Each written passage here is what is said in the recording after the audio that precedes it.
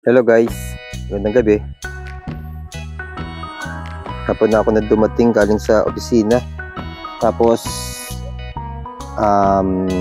umuulan. Ngayon gabi na. Alas 9 na ng gabi. Tumila kaya sa harapan lang naman ng bahay ko itong garden. Sumilip lang ako. Ito yung garden ko.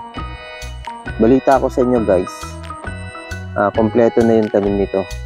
Meron akong ditong tanim na 50 puno. Tapos sa likuran, yung malalaki ko doon, bukas magdadagdag ako ng kasi holiday bukas, magdadagdag ako ng tanim.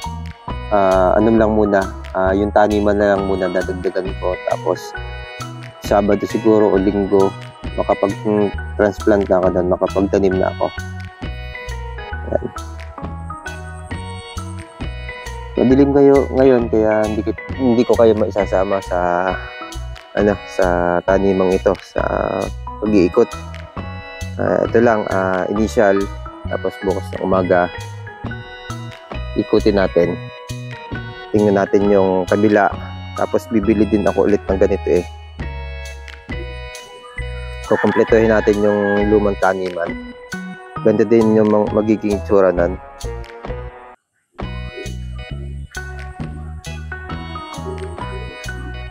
Eto.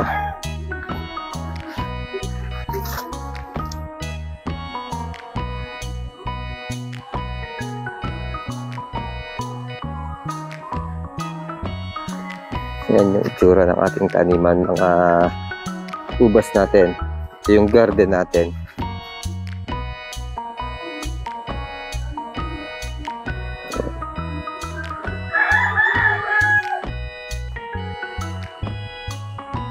Okay, sundan niyo ako bukas. Pakita ko din sa araw ng maliwanag, kasi madilim ngayon. Bago ko pala malimutan bukas, baka hindi ko masabi, ngayon pa lang babanggitin ko na sa inyo yung ilang puno dito, lalo na itong unahan. Yan. Ito yung mga wala pang ugat na may sibol na, may suli na. Yan. Pero guys, wala pang ugat dyan. Experiment ko lang. Na lang ako na itanim ko dito habang wala pang ugat. Tingnan natin kung uugat. Actually, kung hindi naman siya umugat, okay lang. Bibili tayo ng bagong cuttings. Pero hopefully na sana umugat yan. Sana maganda yung experiment na ginawa ko. Kasi yung napapanood ko namang mga video sa YouTube, kalimitan nag-experiment din lang sila. Kung anong gusto nilang gawin, ginagawa nila. Kaya ako, experiment din.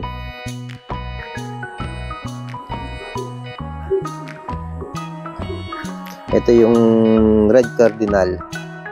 Itong hilerang ito, red cardinal. Tapos sa kabila, sa dulo, red cardinal din yan. Bali 10 punong red cardinal yan. Hindi lang masyadong makita. Madilim nga kaya nga madilim. Ito, hindi ko alam kung may sakit yung puno o dahil lang sa paglilipat ko nagkaroon siya ng yan, itim. Pero doon lang naman sa sa ilalim, baka matured na yung dahon niya. At saka nakailang lipat ito Okay.